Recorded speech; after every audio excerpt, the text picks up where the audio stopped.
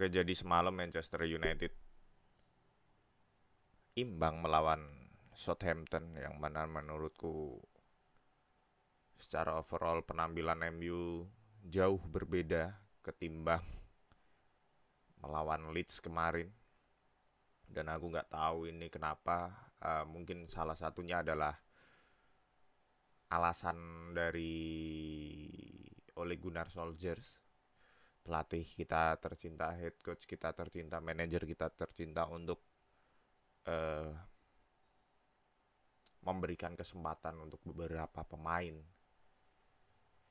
karena dia cukup banyak, yang nggak banyak juga sih, ada dua perubahan yang dia lakukan eh, kepada squad gitu ya. Yang pertama adalah hadirnya Matic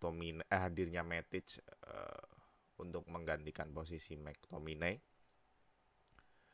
Yang kemudian adalah Anthony Martial yang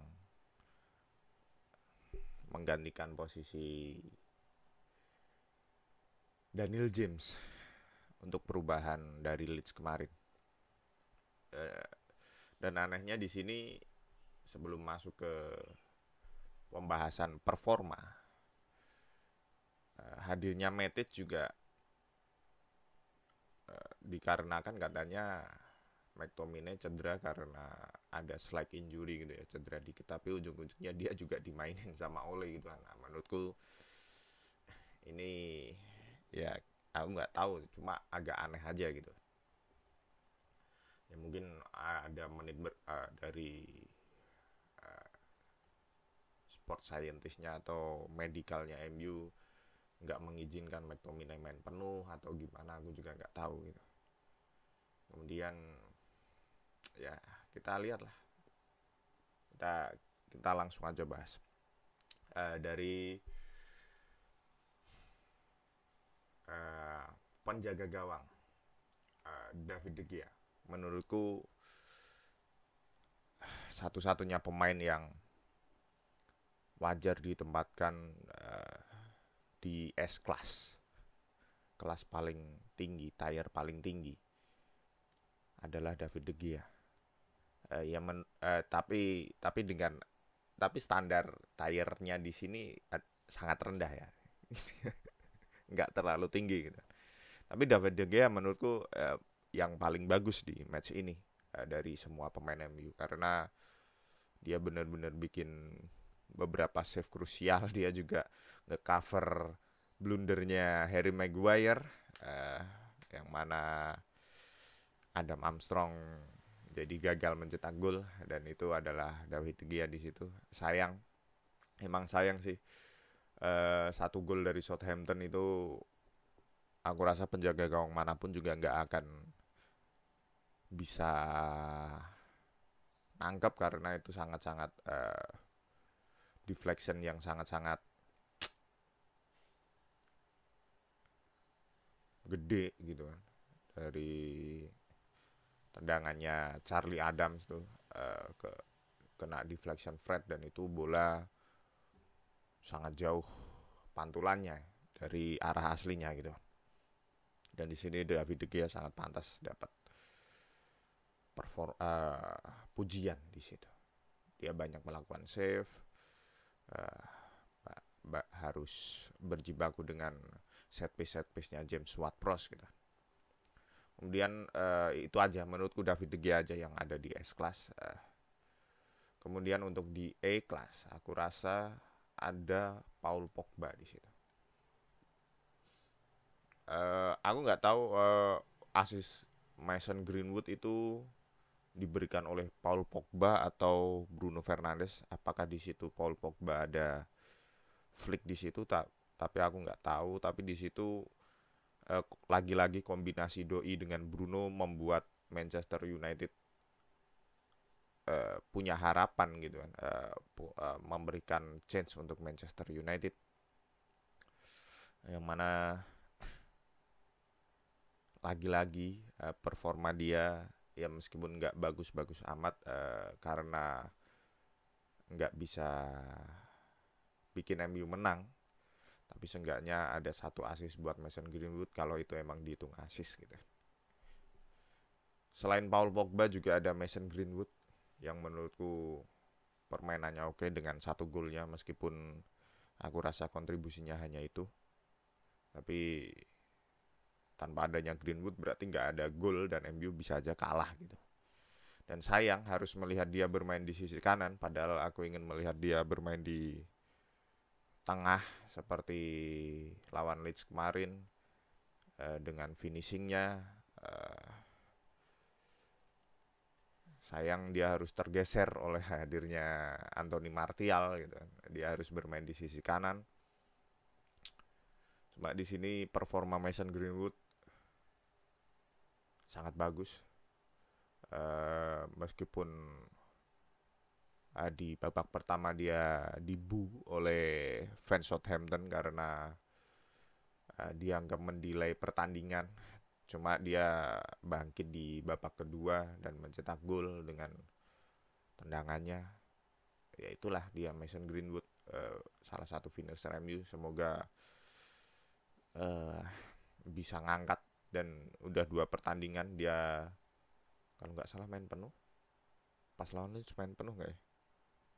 Pokoknya dia 2 pertandingan ini main terus, sangat dipercaya oleh. Sepertinya sebelum hadirnya Cavani dia akan sangat penting untuk MU. Kemudian siapa lagi ya? Gini aja deh, karena lupa karena aku lupa siapa aja yang misalnya kalau kelasnya dulu, ganti dari posisinya dulu. Kita ke AWB. Kalau kata Coach Justin, average wingback, dan di malam ini aku rasa dia bener average wingback. Cuma dia ada beberapa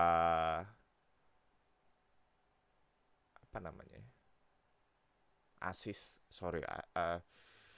ada crossing ke Bruno kalau nggak salah yang bisa ditahan oleh McCarthy. Dia di B menurutku. Nggak terlalu oke juga nggak terlalu mencolok. Cuma secara defensif ya dia AWB. Segala defensif problem di MU di sisi kanan udah tuntas sama dia. Cuma ya lagi-lagi sebenarnya dia ini ya lebih dapat banyak kesempatan naik ketika Sancho main di kanan. Cuma link up-nya antara 2 pemain ini belum kebentuk, belum ada chemistry-nya. Jadi menurutku ketika Sancho udah mulai rutin main buat MU, AWB bakal harus sering naik karena ya Sancho gitu. Dia aku rasa tipe-tipe pemain yang butuh support dari wingback-nya seperti itu. Kemudian Victor Lindelof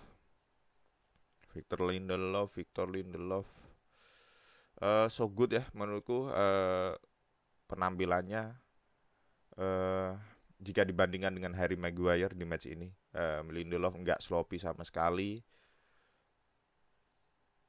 sangat oke dengan bola, duel sering menang karena memang striker Southampton juga seukuran dengan dia. Dia itu sering kalahnya kalau strikernya lebih besar, lebih skillful ketimbang dia. Tapi di match ini dia beruntung menurutku, dan dia terus menunjukkan permainan yang bagus ya. Mungkin ini juga efek kehadiran Rafael Varane, yang mana di match ini juga belum dipercaya oleh, mungkin karena belum fit juga untuk mengisi posnya Victor Lindelof gitu. Harry Maguire, lanjut ke Harry Maguire. Menurut Harry Maguire di sini ya performanya sangat buruk di match ini ya. Banyak sloppy, banyak melakukan blunder. Nggak tahu untuk kapten kita ini.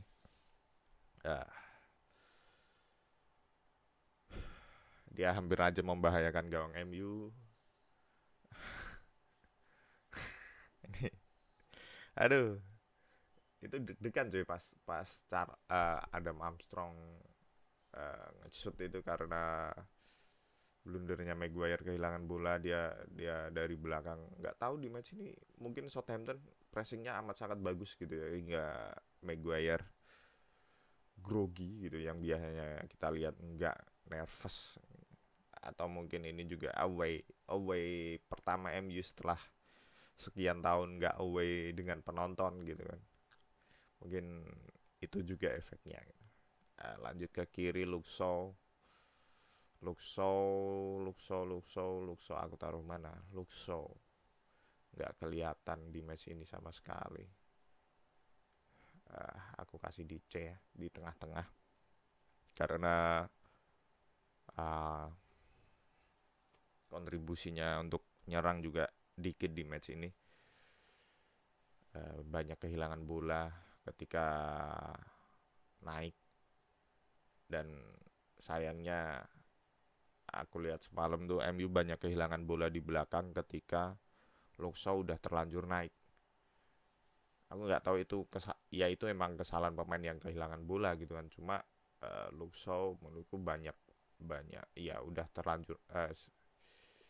terlalu sering mengambil keputusan untuk naik, padahal di belakang gampang kena pressing. Itu mungkin taktikalnya oleh ya, cuma di match ini dia kontribusinya ya seperti itulah.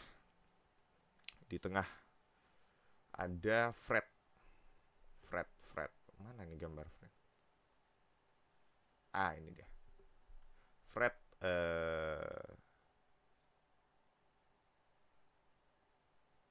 iya, sama lah seperti Luxo, dia juga banyak kehilangan bola. Menurutku defensive midfielder MU ini ya, nggak ada yang punya pressing resisten yang oke gitu loh. Jadi ketika menghadapi tim-tim kayak Southampton yang kadang pressingnya oke gitu, itu gugup gitu, nggak punya quick fit, kakinya nggak, gimana ya, nggak oke gitu loh untuk nahan pressing itu loh.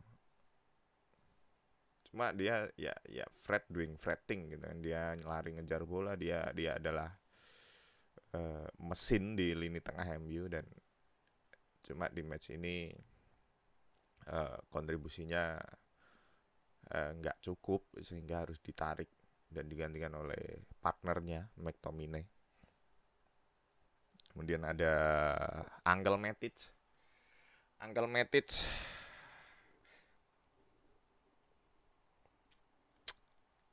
ada di, menurutku sama seperti Harry Maguire. Sorry to say, enggak harus dinaikin di C. Ya di C. Dia kenapa? Tadinya aku pikir dia sering kehilangan bola, dia juga udah tua gitu ya, kelelahan gitu kan, dia nggak bisa main full, digantikan oleh Jesse Lingard. Cuma kenapa aku naikin dia ke C, karena dia sering menang duel, sering menangin bola buat MU ketika Southampton memulai melancarkan serangan balik. Ya break the play, dia melakukan apa yang seharusnya seorang DM lakukan, cuma yang membuat dia buruk di match ini adalah agility-nya menurutku. Seorang DM dengan agility sangat, ya Angel Matic ini ketika lawan, aku kesel ngelihat pressingnya Southampton, kemudian MU kehilangan bola tuh. Serius, kayak Matic ini sebagai DM amat sangat disayangkan ya. Harusnya emang MU menghadirkan satu DM lagi, atau kalau enggak McTominay gitu.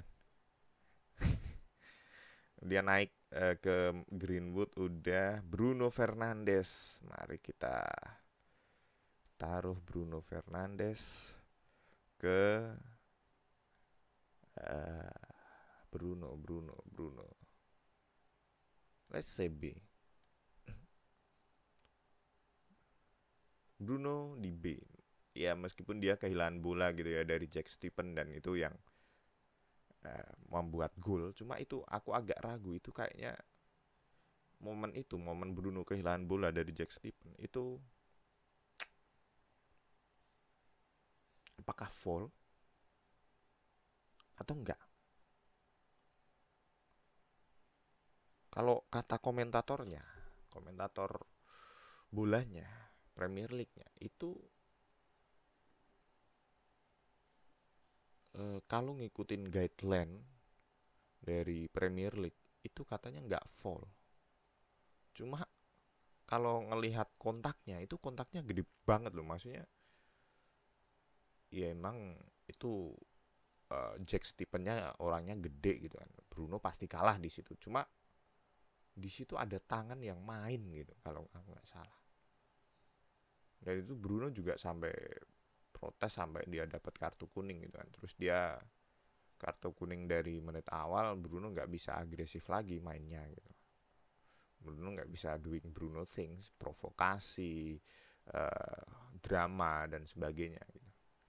Karena kartu kuning itu. Cuma uh, so far dia sangat pekerja keras ya, dia bahkan ke kanan, ke kiri, turun ke belakang, pekerja keras, sangat keras. Bruno bermain sangat keras di match ini dan menurutku meskipun mungkin dia harus ada di tier cuma karena dia yang mengakibatkan MU kebobolan karena kehilangan bola itu dia harus aku turunin satu tier.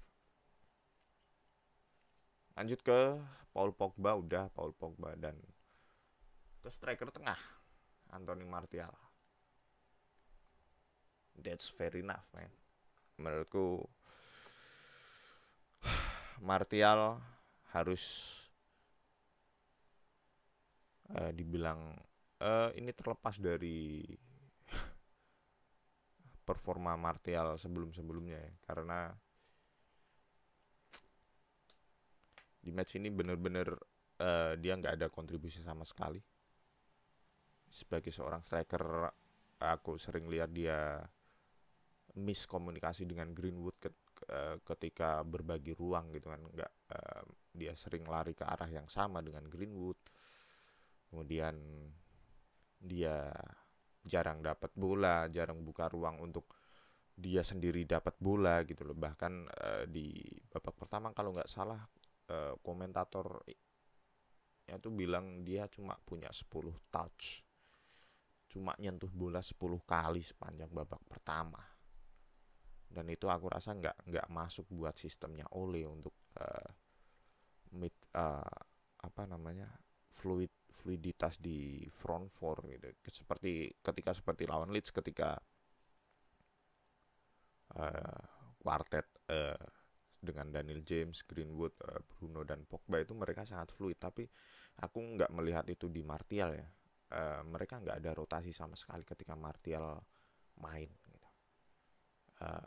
Ketika kita lihat Greenwood di tengah, dia bisa main di tengah, di kiri ataupun kanan. Tapi Martial dia stuck di tengah, dia nggak tahu kapan harus melebar, dia nggak tahu kapan harus ke tengah. Dan ketika dia dapat bola pun sangat mudah hilang. Menurutku Martial, I'm sorry to say, tapi waktunya udah habis di MU, udah nggak bisa. Dan nggak tahu kenapa, mungkin dia adalah anak emas Ole gitu ya, karena diberikan kesempatan main dan cost us the game. Dia nggak punya kontribusi apa-apa, bahkan dia ditarik paling pertama ketika babak kedua baru berjalan 6 menit, 7 menit, 10 menit mungkin, langsung digantikan oleh Jadon Sancho yang menurutku performanya juga nggak ngangkat juga gitu. Sangat disayangkan nggak kelihatan. Sebenarnya kalau dia main agak lama dikit menurutku dia aku taruh di tier C. Cuma karena dia main ya sekitar 30-35 menit dan dia pemain baru, aku taruh di D juga nggak masalah sih, karena kita masih bisa bilang dia beradaptasi gitu kan dengan squad United. Link up-nya dengan Wan Bissaka aja dia masih belum nyetel. Uh, cuma cuma dengan harga transfer yang segitu mahal, tentu ekspektasi kita lebih dari itu kan ya. Tentu ekspektasi kita bahwa dia masuk menggantikan Martial, dia akan memberikan impact secara langsung. Cuma di sini nyatanya enggak, dan Jadon Sancho nyatanya belum jadi solusi gitu kan untuk MU ngelawan tim dengan low block gitu. Amat sangat disayangkan. Semoga aja, seperti kata, semoga aja Jadon Sancho bukanlah Angel Di Maria ataupun Alexis Sanchez di masa lalu gitu. Kemudian ada Scott McTominay. Ya, so-so lah. Let's put him here, man. McTominay. Ya, nggak ada yang bisa dikomentari. McTominay doing McTominay thing. Dia tipikal mainnya sama kayak Fred. Cuma tapi dia sering melakukan forward run gitu. Ya, nggak banyak yang dikomentari. Sama juga seperti Jesse Lingard aku taruh sini karena dia juga main cuma 6 menit, nggak tahu apa yang bisa dia kontribusikan. Dan so far inilah, hopefully Manchester United bisa menang gitu ya di match selanjutnya, karena menurutku ini amat sangat membuang poin untuk MU. Sangat disayangkan. Thank you.